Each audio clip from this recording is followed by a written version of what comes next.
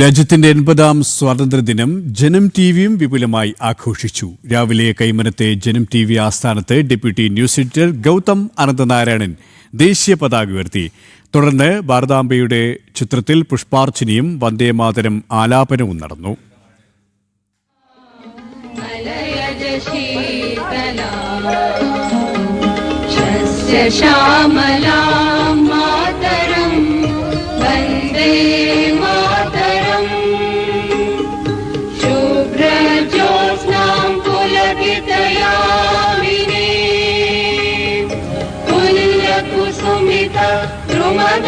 शोभिनी सुहासिनी सुमधुर भाषिणी सुखदां वरदां मातरं वन्दे मातरम् कोटि कोटि कण्ठ कल कल निनाद करले